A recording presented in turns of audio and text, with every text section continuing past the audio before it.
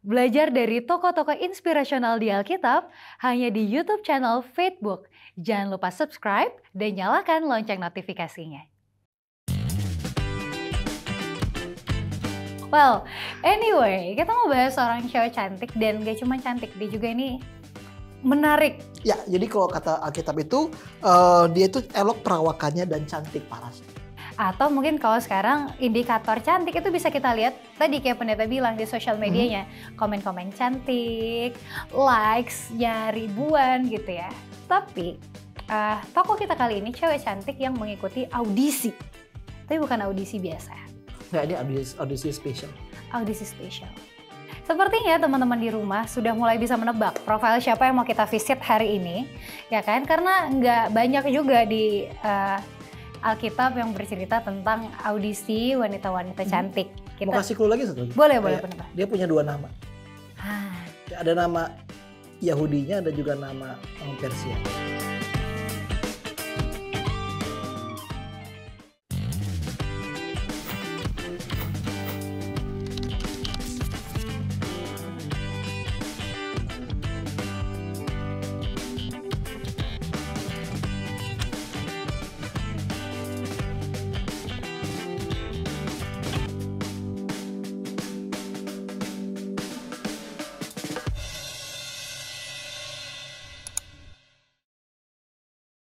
Login lagi di Faithbook. Apa kabar teman-teman? What's on your mind? How are you doing this week? Semoga pada baik-baik aja, statusnya sehat-sehat aja. Ada yang lagi galau nggak nih di sini? Atau ini pertanyaan lebih kepada cewek-cewek. Bagaimana yang kamu rasakan hari ini? Apakah kamu merasa cantik hari ini? Apakah kamu merasa dicintai? Apakah kamu merasa dicintai, dihargai? Kita hari ini itu menarik banget karena kita mau bahas seorang profil cewek cantik. Itu kan. Biasanya kalau bahas cewek cantik gak cuma cewek-cewek yang tertarik. Pria juga. Oh, oke. Iya gak sih? Gue pikir aja eksklusif untuk cewek doang. Enggak. Justru nih yang biasanya ngeliatin profil cewek cantik itu cowok-cowok. Iya gak pendeta? Tapi yang sering komen cantikannya sih itu cewek-cewek lo kebanyakan lo. Iya, karena kalau cowok yang komen nanti kayak flirty gitu gak sih? Tapi cowok tuh gak pernah komen kayak gitu cantik. Gue gak pernah tuh lihat buka-buka Instagramnya si Edo terus gue bilang gantengannya Do kayak. Itu aneh. Tapi coba ya, ini di sini di ruangan studio ini ada 3 cowok. Ya, termasuk pendeta, kita coba lihat explore-nya. Apakah isinya cewek-cewek cantik? Kita akan rahasiakan tentunya dari pasangan-pasangan mereka ya. Well, anyway, kita mau bahas seorang cewek cantik dan gak cuma cantik, dia juga ini menarik. Ya, jadi kalau kata Alkitab itu dia itu elok perawakannya dan cantik parasnya.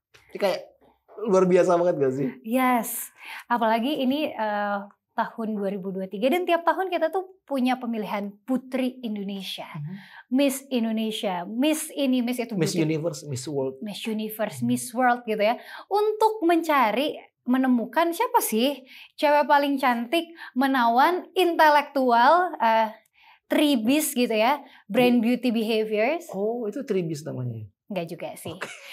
Pokoknya itu 3B itu ya, brand beauty behavior. Atau mungkin kalau sekarang indikator cantik itu bisa kita lihat tadi kayak pendeta bilang di sosial medianya, komen-komen cantik, likes-nya ribuan gitu ya. Tapi tokoh kita kali ini cewek cantik yang mengikuti audisi, tapi bukan audisi biasa. Nah, ini audisi spesial. Audisi spesial di sebuah kota ternama. Ya. Namanya kayak nama cewek juga ya?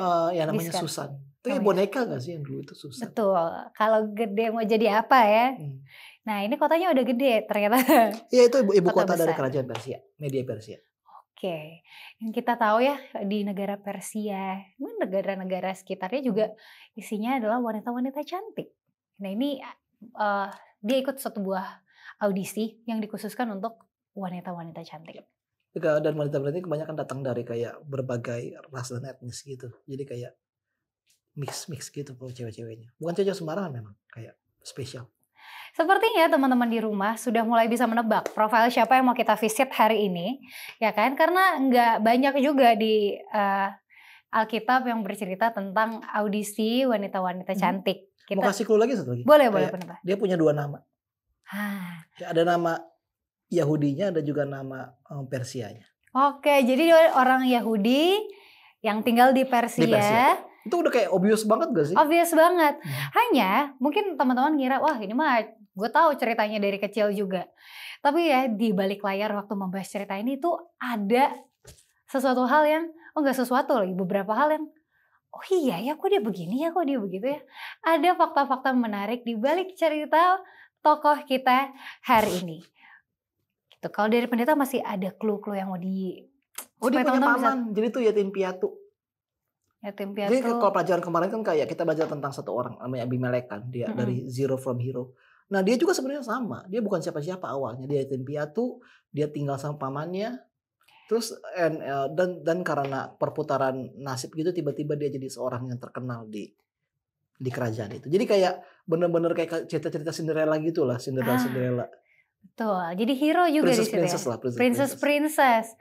Dan waktu aku SD ada trivia yang katanya di kitabnya ini nggak ada kata-kata Allah. Yap, nggak ada nama Tuhan. Nggak ada nama Tuhan. Dan tidak sekalipun memang mereka nggak pernah sebut nama Tuhan, dan para tokohnya itu juga nggak pernah kayak panggil nama Tuhan, itu nggak pernah. Tidak ada Agak-agak kegiatan statis, ibadah nggak di ada. dalamnya ya. Oke, mungkin teman-teman udah bisa mulai menebak, tapi ikuti story dari tokoh ini, jangan sampai kelewatan karena status dia menarik banget. Tetap di Faithbook.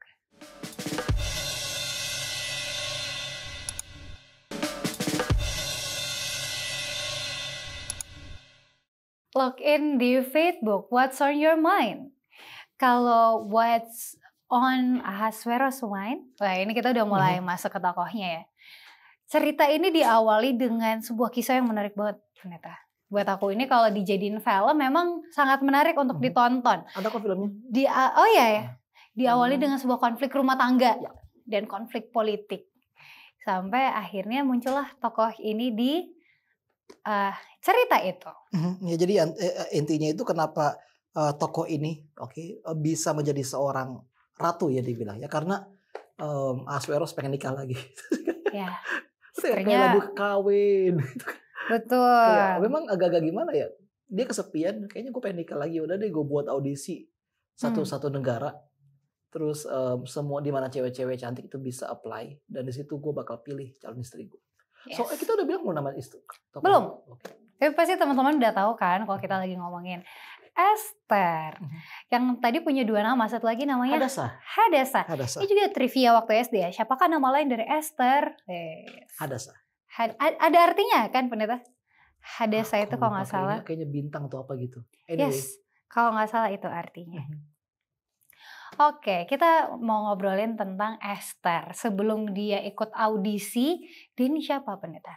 Dia bukan siapa-siapa. Dikatakan dalam Esther 2 ayat 5 sampai 7 sampai 6, coba bisa baca nggak? Pada waktu itu ada di dalam benteng Susan seorang Yahudi yang bernama Mordekai bin Yair bin Simei bin Kish, seorang Benyamin. Oh, Kish ini ini keturunan dari Saul juga. Keturunan Saul ya. Iya. Yang diangkut dari Yerusalem sebagai salah seorang buangan yang turut dengan Yekonya Raja Yehuda ketika ia diangkut ke dalam pembuangan oleh Raja Nebukadnezar Raja Babel. Mordekai itu pengasuh Hadasa, yakni Esther. Jadi namanya Hadasa, kemudian nama Ibrani Hadasa, nama Persianya itu adalah Esther. Anak saudara ayahnya. Gimana tuh anak saudara ayahnya? Itu agak jauh nggak sih? Anak saudara ayahnya. Jadi dia sama ayahnya itu sepupuan. Oke. Esther ponakan dari sepupunya gitu kan. Sebab anak itu tidak beribu bapa lagi. Jadi I don't know, somewhere in the way itu kayak orang tuanya meninggal. Sedih banget gak sih, dia hidup di pembuangan tapi orang tuanya meninggal. Jadi Mordekai lah yang menjaga Esther dari kecil sampai gede. Kemudian ditambahkan bahwa gadis itu elok perawakannya dan cantik parasnya. Dan ketika ibu bapaknya mati, ia diangkat sebagai anak oleh Mordekai. Jadi biarpun dia adalah keponakannya Mordekai, tapi karena dia yatim piatu, Mordekai mengangkat dia sebagai anak. So it's a very humble beginning. Setuju apa yang gue bilang? Ya, dia adalah seorang asing yang hidup di tanah Persia. Tapi pertanyaannya kenapa dia ada di Persia? Ya, kenapa mereka ada di Persia? Ya, kalau kita ingat kan ke belakang kan tahun 605 atau 589 kalau nggak salah ya. Kan itu kan Yerusalem kan udah hancur. Dan kemudian semua orang Yehuda itu dibawa ke Babylon. Nah, ada janji bahwa setelah 70 tahun mereka akan kembali ke Yerusalem. Dan janji itu digenapi ketika Koresh membuat perintah agar Koresh adalah raja Persia. Kerajaan Babylon itu sudah runtuh dan Persia menjadi kerajaan yang dominan. Raja Koresh memberikan perintah bahwa semua orang Yehuda boleh untuk pulang. Semuanya mereka. Zaman Nehemia dan Ezra. Ya, sebelum Nehemia dan Ezra sebenarnya. Nehemia dan Ezra itu nanti sekitar 10-20 tahun lagi. Oh, I see. So they go home, oke. Nah, tapi yang pulang itu ternyata nggak sebanyak yang dibayangkan. Ya gitu, karena mereka udah terlalu lama 70 tahun tinggal di Persia, otomatis itu mereka lebih senang tinggal di Persia daripada pulang ke kampung halaman. Ada kemungkinan Esther ini lahir di situ juga? Kemungkinan besar dia lahir di Susan. Persia, di Susan. Nah, jadi alasan kenapa mereka nggak pulang? Kenapa mereka nggak pulang? Karena Susan kota besar. Yes, opportunity. Oke, kesempatan hidup itu lebih baik di Susan. Kayak lo sekarang, lo dari mana? Kediri. Ya, tapi sekarang lo besar tinggal di Jakarta. Kalau disuruh pulang kampung nikah sama orang sana mau nggak lo? Ini pertimbangannya lebih ke UMR ya. UMR kota di luar Jakarta itu kecil. Tahu kalau UMR di Kediri itu gak setinggi di Jakarta. Betul. Ya. Apalagi untuk nutritionist kayak lo, apalagi untuk health promoter kayak lo. Berapa sih kalau di kampung-kampung health promoter? Betul. Ya kan, jadi alasan kenapa mereka tinggal, Mordekai dan Esther itu tinggal di Persia karena mereka nggak mau pulang. Mereka lebih memilih untuk tinggal di kenyamanan Susan daripada hidup dengan penuh tantangan di Yerusalem. Mereka tahu kok sebenarnya kalau mereka pulang itu tinggal di kampung halaman, kota yang sudah hancur, itu sama aja kayak bertaruh nyawa. Itu makanya bagi mereka kenyamanan itu adalah segalanya. So, never mind going home, just stay where we are. Ya kan? Dan itulah alasan kenapa lo nggak mau pindah dari Jakarta. Kecuali lo ada rencana pindah ke luar negeri. Dan pasti lo pilih tempat yang lebih bagus lagi. Iya. Iya kan? Tempat di mana gaji lebih tinggi. Tempat di mana opportunity lebih luas. Nggak ada orang yang mau pulang ke desa. Nggak ada. Bagaimanapun juga. Kecuali mereka udah tua atau mereka mau country living. Tapi biarpun mereka country living itu pasti mereka pengen supaya standar kehidupan mereka itu lebih bagus. Dan hal yang sama juga berlaku kepada Mordekai dan Esther. They refuse to go home. Mereka menolak untuk pulang dan mereka memilih untuk menikmati kenyamanan kota Susan. Apalagi Mordekai itu punya sebuah jabatan atau at least PNS lah dia kan. PNS. Jadi ada stabilitas. Oke. Dan bayangin mereka itu udah tinggal di sana udah berapa? 2 generasi sebenarnya. Kalau nggak salah itu Esther kemungkinan besar dia lahir di pembuangan. Oke. Jadi attachment dia ke kampung halaman itu agak lemah. Tahu dari mana? Mordekai dan Esther itu bukan nama Ibrani. Itu nama Persia. Dan mereka pakai nama itu ya? Ya, mereka pakai nama itu. Mereka sepanjang buku itu bukunya nggak disebut Hadassah kan? Bukunya disebut Esther. Kenapa? Karena bagi mereka identitas Persia itu lebih kuat daripada identitas Ibrani. Jadi Esther itu adalah seorang yang kalau sekarang itu istilahnya TCK. Tahu nggak lo TCK? Betul. Third Culture Kid. Atau anak budaya ketiga. Oh. Oke. Kayak gue anak budaya ketiga. Bokap gue Batak, nyokap gue Manado. Gue besar di Filipina. So basically identitas gue itu lebih kuat ke Filipina sebenarnya daripada ke Indonesia. Oke. Dan hal yang sama juga berlaku kepada Esther dan juga Mordekai. Mereka ini adalah third culture kid. Mereka udah hidup begitu lama di Persia sehingga identitas Persia itu udah lebih melekat daripada identitas Ibrani. Ini poin penting. Karena masalah culture background dan culture dan background lah. Ini yang akan menjadi pembeda Esther di masa depan. Tapi ternyata dia ini Persianya kuat ya. Kuat. Sehingga background Yehudanya dia itu nggak terlalu kuat anyway kan sebenarnya. Ya, dan itu kan sama kayak kita semua kan, kayak lu sebenarnya lebih ke arah orang Jakarta daripada orang Makassar. Bukan lu Makassar kan? Iya. Tapi lu ada resonansi nggak dengan budaya Makassar kayak? Not really sih. Aku lebih ke Jaksel. Iya, budaya Jaksel ya. So, jadi memang lingkungan di mana kita dibesarkan itu memang berpengaruh kepada pola pikir kita, berpengaruh juga dalam persepsi kita melihat sesuatu, berpengaruh dalam kehidupan kerohanian lo. Betul banget. Oke, bener gak? So, makanya itu gue suka ketika gue baca buku Esther, gue selalu melihat buku ini sebagai Injil bagi anak rantau. Injil bagi anak rantau. Injil untuk semua anak rantau. Oke. Tempat rantaunya ini juga kan penting, pendeta. Dan biasanya tempat di mana kita berada itu ya environment ya, lingkungan itu sedikit banyak pengaruh juga untuk perilaku kita. Ya. Oke, kita bisa membicarakan Coba, lingkungan kota-kota Susan ya. Nah, lingkungan Esther ini lingkungan Susan seperti apa? itu menarik banget karena kota Susan itu adalah kota yang paling pluralistik. Gitu. Karena berbeda dengan kerajaan Babylon. Kalau Babylon itu mereka begitu Daniel tiba di Babylon, dia itu dipaksa untuk belajar bahasanya, budayanya juga. Karena bagi mereka itu cuma ada satu budaya Babylon. Babel banget. Babel banget, oke. Tapi kalau Persia enggak, mereka justru mempromosikan pluralisme. Nah, oke, mereka melihat, ya, mereka melihat semua bangsa itu sama rata, semua budaya itu sama rata. Ini adalah asal usul agama Zoroaster, agamanya Freddie Mercury. Nggak tahu lo ya. Okay. Boleh kasih konteks sedikit apa tuh Zoroaster? Oke, Zoroaster ya itulah itu. Intinya mereka sangat pluralisme, sangat fleksibel. Inilah alasan kenapa semua bangsa yang diserap di Babylon itu dipulangkan sama Kores, karena bagi Kores, setiap bangsa itu mempunyai identitas yang khusus dan unik, dan itu harus dilestarikan. Oh.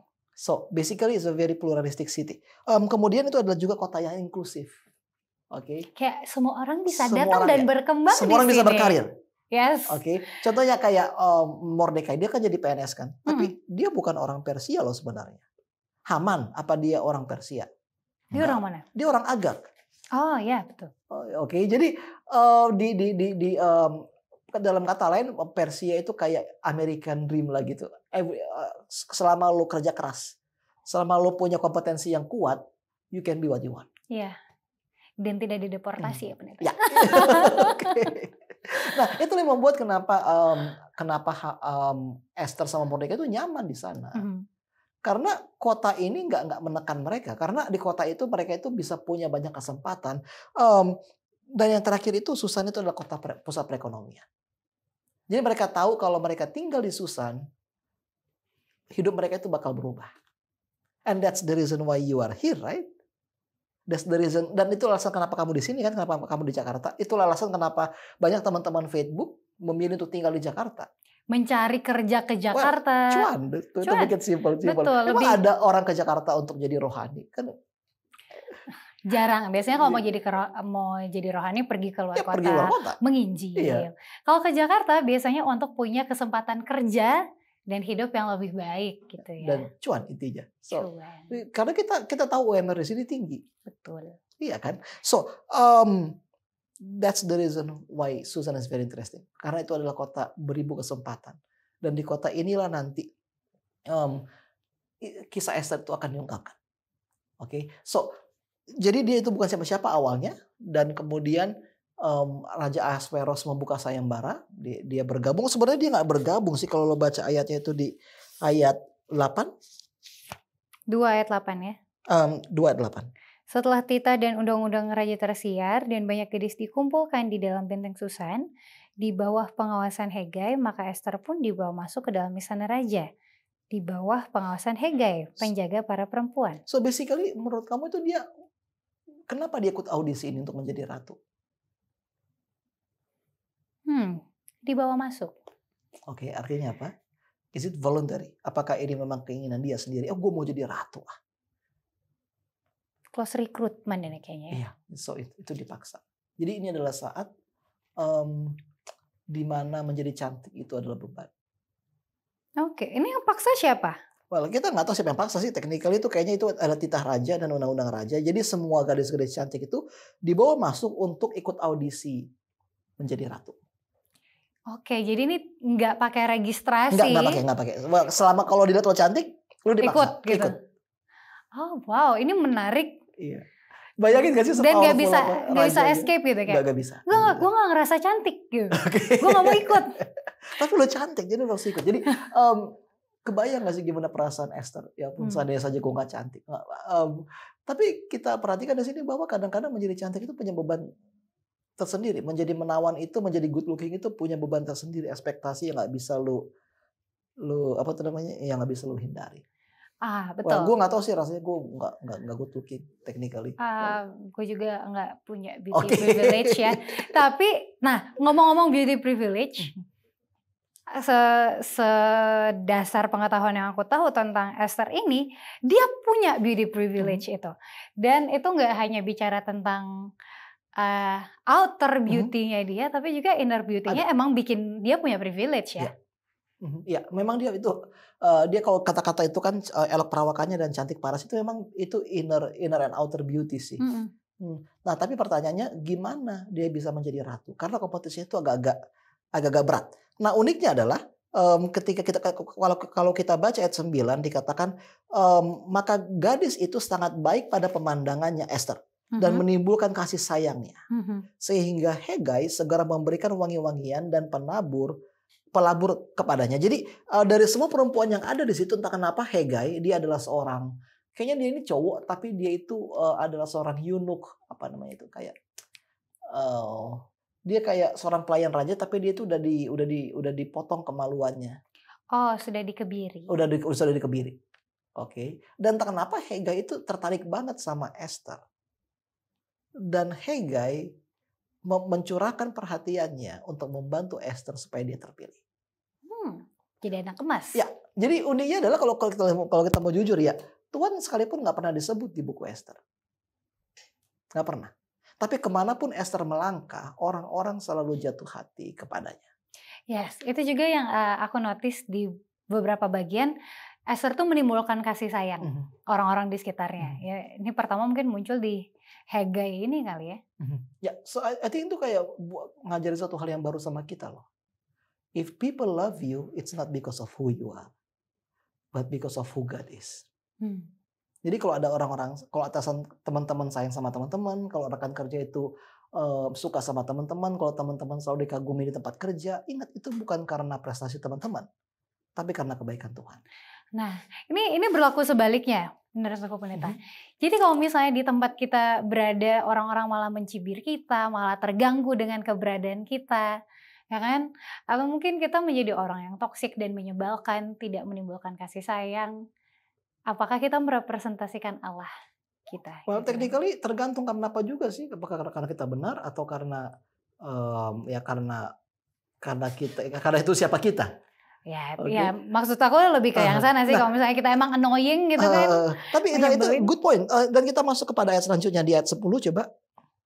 Esther tidak memberitahukan kebangsaan dan asal-usulnya karena dilarang oleh Mordekai. Oke, jadi dia nggak pernah tunjukin kalau dia itu orang Yahudi. Nggak tahu. Karena Mordekai melarang. Tapi setiap harinya ayat 11 itu, tiap-tiap hari berjalan-jalanlah Mordekai di depan pelataran balai perempuan itu untuk mengetahui bagaimana keadaan Esther dan apa yang berlaku ke atasnya. Jadi Mordekai itu adalah peran ayah yang sangat dominan. Dia selalu tetap menjaga Esther. Tapi pada saat bersamaan dia melarang Esther untuk menunjukkan identitasnya. Why? Ya, well, kayak tadi lo bilang, mungkin pada waktu itu ada tendensi bagi orang-orang susah untuk membenci orang-orang Yahudi. Ada mungkin kayak ketakutan Mordekai kalau orang-orang tahu Esther itu adalah orang Yahudi, dia pasti akan dikucilkan. Alkitab nggak pernah kasih tahu kenapa Mordekai melarang Esther. Tapi faktanya adalah Esther selalu menyembunyikan siapa dia. Ya. Dan ini make sense kan? Kalau sekarang nggak bisa Pendeta. Kita apa-apa butuh NIK, KTP, semua ditanyain, kakak, ijazah, sertifikat tanah, enggak juga sih. Bahkan dalam pergaulan juga, somewhere along the way itu lo pasti tunjukin kalau lo Advent. Yes. Iya kan kayak kalau ada teman-teman lagi nyebat. Oke, lu nggak ngerokok, pasti lu kasih tahu. Oke, kalau Advent, kalau lagi makan seafood, apa kalau pasti makan? Enggak. Artinya apa? Bagi Esther untuk menyembunyikan identitas dia itu butuh extra effort yang luar biasa besarnya. Ya. Bayangin aja, waktu Daniel tiba di istana raja, dia langsung bilang, gue nggak bisa makan makanan raja, gue orang Yahudi. Oke. Ini kan berarti sesuatu yang pada zaman itu bisa sangat kontras. Kalau kita sekarang hidup di Indonesia gitu ya, dengan mayoritas teman-teman kita Muslim, kita tuh gampang blend in, ya nggak sih? Ya kalau makan mungkin ada beberapa hal yang beda, tapi kalau makannya sama-sama di warteg kan gampang aja blend in ya gitu ya, sama-sama makan yang mereka makan gitu. Paling bedanya nggak pesan es teh, kalau nggak pesan es teh gitu ya. Nah, tapi pada saat itu Daniel aja mungkin di day one-nya ditawarin makan apa, dia langsung kontras banget kan. Apakah ini tidak berlaku pada zaman Esther? Apakah kehidupan mereka tidak sekontras itu? Esther dalam kata lain tuh Esther nggak sama Mordekai itu nggak sesetia Daniel. Atau mereka kompromi? Mereka berkompromi dalam kepercayaannya. Oke. Ini menjadi sangat menarik ya tentang kompromi Esther dan Mordekai ini. Mungkin teman-teman jadi timbul pertanyaan atau menjadi timbul kompromi. Kompromi aja lah, mereka kompromi bisa jadi tokoh besar, bisa jadi ratu gitu atau ya. ada batalnya Esther aja kompromi, masa gue tetap berprinsip sih. Iya, Esther aja kompromi jadi ratu gitu kan. Teman-teman, ini akan menjadi sangat menarik karena komprominya ada hal yang tadi juga aku baru tahu. Oh, sampai segitunya ya komprominya ya. Kita akan bahas ini sedikit lagi. Teman-teman boleh ambil dulu minumnya, makannya sambil snack juga boleh. Makan buah jangan lupa. Kita akan kembali lagi, tetap log in di Facebook.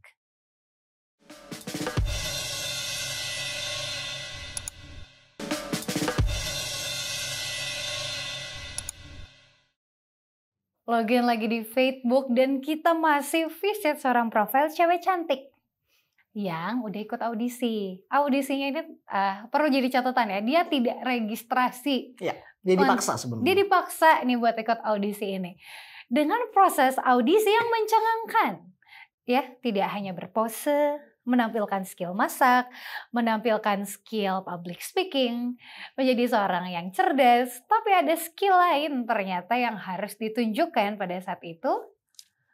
Dan itu agak-agak aku pribadi terkejut banget ya waktu memahami bahwa ini artinya untuk melakukan sebuah zina gitu ya. Ya, hubungan seks di luar nikah. Hubungan seks di luar nikah. Pernah kita kepikiran bahwa audisinya tuh segitunya loh. Kadang kebanyakan dari kita tuh pikir audisi Esther itu untuk jadi ratu itu karena dia paling cantik. Iya kan, kayak jadi ada kayak mereka jalan di catwalk terus betul. Tapi bukan itu. Menunjukkan kebisaan mereka. Karena kita nggak baca kitab. Coba kalau kita baca perlahan sama-sama ya, ayat 12 sampai 14. Tiap-tiap kali seorang gadis mendapat giliran untuk masuk menghadap Raja Ahasiweros. Ini menghadap raja ini kita nggak pikirin dengan seksama gitu ya. Dan sebelumnya ia dirawat menurut peraturan bagi para perempuan selama 12 bulan. Sebab seluruh waktu itu digunakan untuk pemakaian wangi-wangian. Pakai parfum tiap hari berarti ya. Kayak skincare itu 12 bulan cuy. Skincare-nya 12 bulan. Wow, ini keren banget.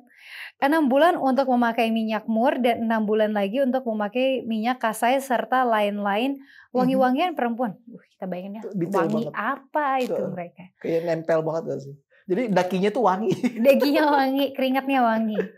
Lalu gadis itu masuk menghadap raja. Dan segala apa yang dimintanya harus diberikan kepadanya untuk dibawa masuk dari balai perempuan ke dalam istana raja. Pada waktu petang, ia masuk dan pada waktu pagi ia kembali. Tetapi sekali ini ke dalam balai perempuan yang kedua, jadi pindah tempat. Di bawah pengawasan Sasgas, si Desida raja, penjaga para gundik. Ia tidak diperkenankan masuk lagi menghadap raja, kecuali jikalau raja berkenan kepadanya dan ia dipanggil dengan disebutkan namanya. Memang ini agak-agak ambigu banget ya. Dia pertama treatment dulu 12 bulan. Baik, setahun dia hanya untuk treatment khusus doang. Dan kemudian setiap raja itu akan masuk, setiap anak gadis itu akan masuk dan mereka boleh membawa apapun yang mereka mau. Like anything they can bring. Semua yang dia mau itu bisa dibawa ke dalam istana raja. Yang dia mau tuh apa contohnya? Gak tahu, kita gak tahu apa maksudnya ini. Ini yang dia mau nih yang gadis itu inginkan. Iya kayaknya. Iya, coba dia baca di ayat 13, oke. Dan segala apa yang dimintanya, apa yang diminta oleh gadis itu harus diberikan kepadanya untuk dibawa masuk dari balai perempuan ke dalam istana raja. Kayak itu agak-agak. Dan paling parahnya lagi, mereka akan masuk pada waktu petang dan ia akan dan pada waktu pagi ia kembali, tapi dia udah pindah, dia bukan ke tempat yang sebelumnya, oke, dibawa dayang-dayang, tapi dia masuk ke istana para gundik. Balai yang kedua ya, itu ya. Artinya ya, dalam kata lain, kalau kita mau coba baca in between the line, kontestan itu dinilai bukan sekedar dari kecantikannya aja, tapi seberapa banyak, seberapa besar impresi yang ia bisa berikan kepada raja dari soal kepuasan seksual. Esther dipilih bukan karena dia cantik sebenarnya. Mungkin karena cantik juga. Tapi karena performa dia itu luar biasa memorable. performa dan servisnya baik. Mungkin tidak hanya di bagian itu kali ya pendeta, mungkin dia juga lembut, baik, mannernya bagus gitu kan. Servisnya bagus, kalau mannernya jelek juga raja kesal ya. Karena kemudian dikatakan ayat 15 ya, maka Esther dapat menimbulkan kasih sayang kepada semua orang melihat dia. Jadi kayak benar tadi lo bilang, setiap kali orang lihat Esther itu mereka langsung terpukau. Mannernya bagus. Iya, mannernya bagus. Dan kemudian ketika Esther selesai dengan waktunya itu, dikatakan bahwa Esther dikasih oleh baginda lebih daripada semua perempuan lainnya. So, ayat 16 itu dikasih tahu loh, Esther masuknya kapan tuh dikasih tahu. Dia masuk pada bulan ke-10 yakni bulan Tebet. Jadi jalan Tebet itu terinspirasi dari Alkitab. Tapi kalau kita bayangin jadi Raja Ahasverus itu gimana? Bayangin aja. Begitu banyak perempuan dan lu itu harus one night stand sama semuanya. Gimana coba Esther bisa dikit kayak? Tapi mungkin gak selamanya enak. Wah, enak. Gini. Ada sebuah audisi memasak gitu kan, yang dimana banyak kontestan akan menyajikan makanan kepada chef jurinya, dan tidak semua masakan mereka enak. Ketika masakan itu tidak enak, itu akan menjadi sebuah hal yang menyebalkan bagi chefnya. Jadi Esther ini kayak makanan yang enak gitu, yang disajikan. Oh, finally this is the good one gitu. Ya, tapi kalau kita mau coba pertimbangkan lagi, dari semua perempuan Esther dipilih, itu memang karena ada kasih karunia di situ. Tuhan. Karena Tuhan bekerja. Dari semua perempuan, dia pilih Esther. Ini menimbulkan tanya dong pendeta. Lalu kita sudah membahas bahwa Tuhan ternyata ada andil dalam sebuah genosida. Iya. Saat ini Tuhan ada andil dalam terjadinya Esther menjadi ratu, yang kita pikir ini ceritanya tidak ada dark-darknya ya. Bagus sekali nih Esther, anak Tuhan, cantik, baik, jadi ratu, pantas. Tapi kita ternyata tidak menyimak di antaranya itu proses audisinya adalah pergi petang pulang pagi. Ya, dan dia juga sebelumnya berkompromi dengan makanannya, dia juga berkompromi dengan identitasnya, dia menolak untuk pulang. Jadi cerita Esther itu memang tipikal cerita anak rantau, di mana setiap dari kita itu akan diuji imannya ketika kita hidup di perantauan. Itu tipikal cerita anak rantau banget, di mana kita dipilih apakah kita mau embrace identitas yang baru atau kembali menjadi yang lama dan dikucilkan. So Esther memilih untuk berkompromi. Kalau Daniel menolak untuk berkompromi dan berdiri tegak dengan prinsipnya, Esther enggak. Ini mungkin representasi banyak dari kita gitu ya. Tapi tadi pendeta sempat singgung tentang kasih karunia. Kalau aku boleh tanya, sifat Allah yang seperti apa yang kita bisa tangkap di sini? Untuk itu kita harus lihat pada titik penting di kehidupan Esther. Ya. Kalau dari ini agak sulit untuk melihat sifat Allah. Tapi gimana poin terpenting dalam kehidupan Esther itu yang menunjukkan karakternya itu ketika Haman membujuk raja untuk membuat titah membunuh semua orang Yahudi. Kemudian kita coba buka pasal 3, Esther 3. Kemudian Mordekai itu datang kepada Esther. Kemudian ini yang dikatakan oleh ayat 4 sebenarnya. Ayat 4 itu dikatakan di perintah Mordekai itu, tunggu di mana ya? Ayat 3 pasal Esther 4 ayat 13. Ada kata-kata yang dia bilang itu luar biasa keren banget. 13 sampai 14. Maka Mordekai menyuruh menyampaikan jawab ini kepada Esther. Jangan kira karena engkau di dalam istana raja, hanya engkau yang akan terluput dari antara semua orang Yahudi. Sebab sekalipun engkau pada saat ini berdiam diri saja, bagi orang Yahudi akan timbul juga pertolongan dan kelepasan dari pihak lain. Dan engkau dengan kaum keluargamu akan binasa. Siapa tahu mungkin justru untuk saat yang seperti ini engkau beroleh kedudukan sebagai ratu. Jadi itu kayak Mordekai itu sebenarnya ini nasihat atau teguran atau ancaman? Teguran. Enggak ancaman juga sih, karena keluarganya bisa mati juga. Jangan kira hanya karena engkau dalam istana raja itu kamu itu nyaman dan aman. Karena saya percaya pasti ada penolong yang lain. Tapi begitu penolong itu datang, jangan harapkan kamu sama keluargamu itu lepas.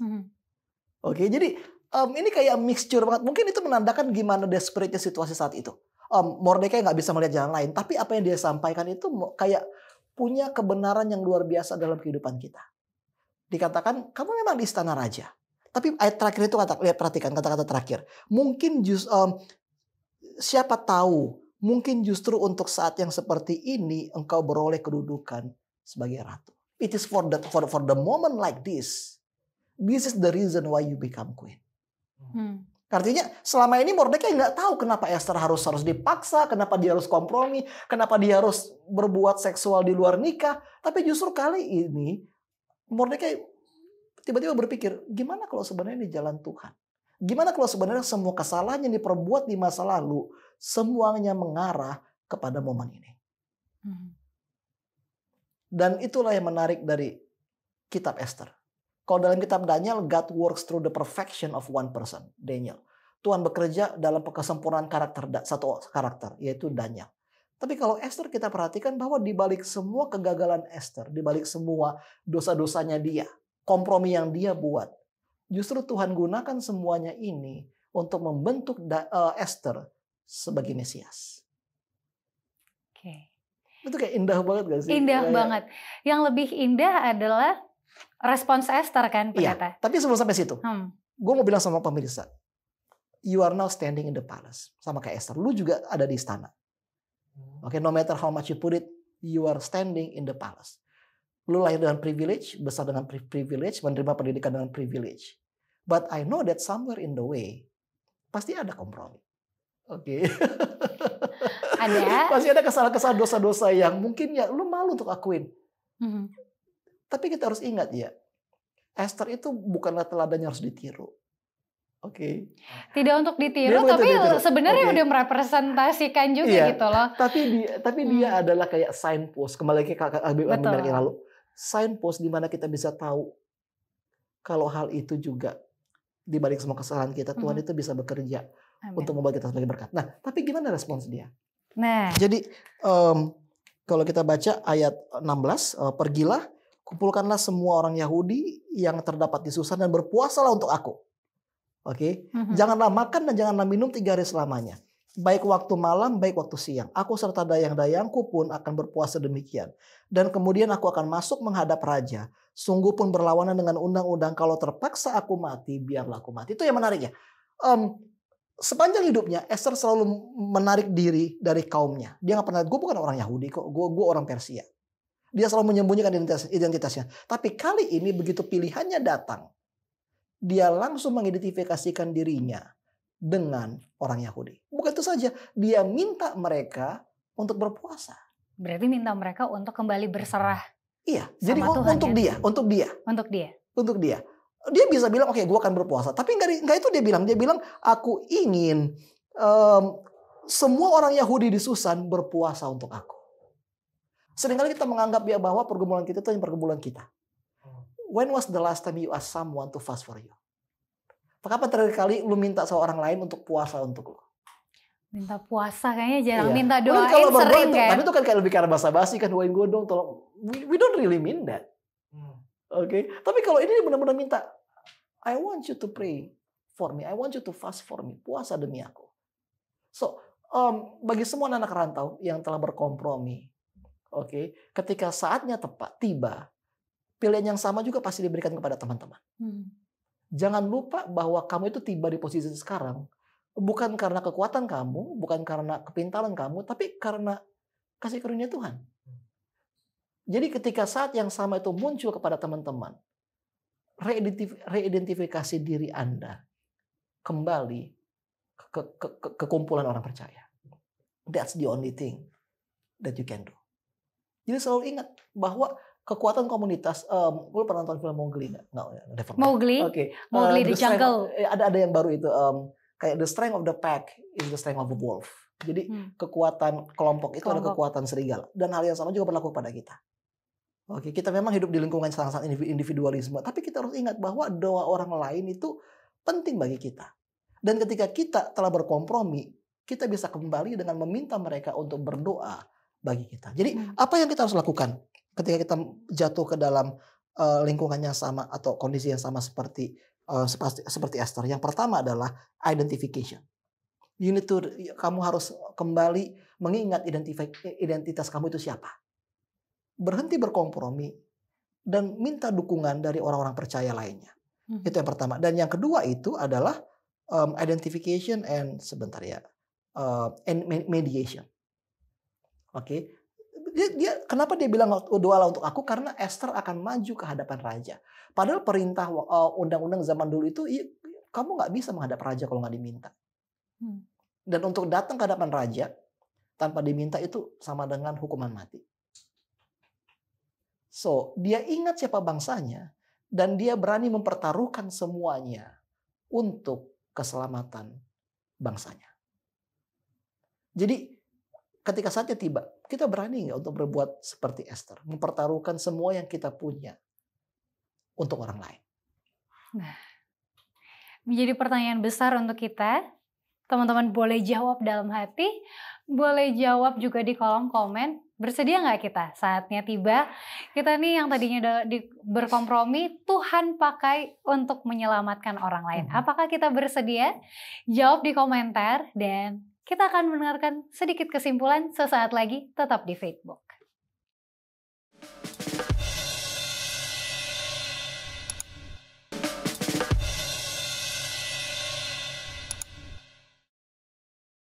Oke, scroll through profilnya Esther ini ya, kita belum sampai di ujung sebenarnya. Kita baru sampai di tengah, tapi udah banyak banget pelajaran yang kita bisa ambil. Dan tadi pendeta selalu ulang-ulang, ini tuh pelajaran buat kita anak rantau, mau cewek, mau cowok, tanpa harus mengikuti audisi kecantikan pun ya, ini pelajaran yang sangat penting untuk kita. Pendeta, kasih closing statement untuk semua anak-anak rantau.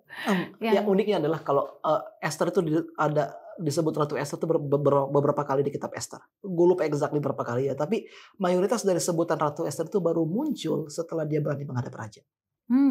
So, jadi kompetensi kita, kehebatan kita itu hanya benar-benar bisa dilihat sama orang ketika kita berani berdiri untuk Tuhan. Amin. Itu pelajaran pertama. Oke, dan yang kedua juga, seperti aku bilang tadi, Esther itu bukanlah model untuk diikuti sebenarnya karena banyak banget kompromi yang dia buat, nikah dengan orang nggak seiman, hubungan seksual sebelum nikah, kemudian komprominya dia soal makanan dan segala macam.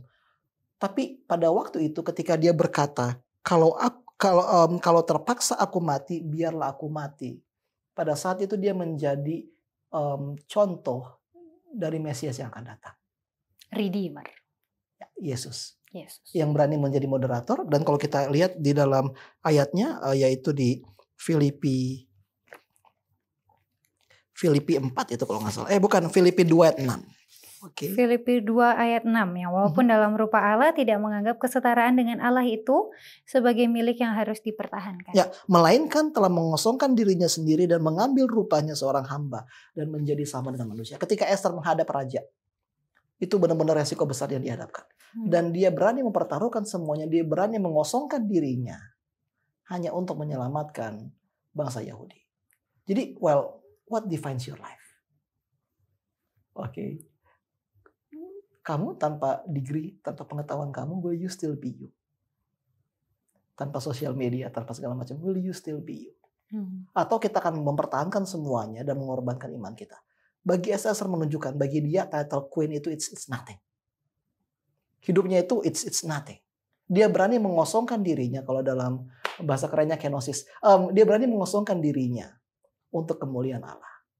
Kalau hidup kita masih didefinisikan, masih diartikan dari jabatan kita, dari pencapaian kita, dari kehebatan kita, dari keluarga kita, itu berarti kita belum sepenuhnya mengikuti contoh Yesus.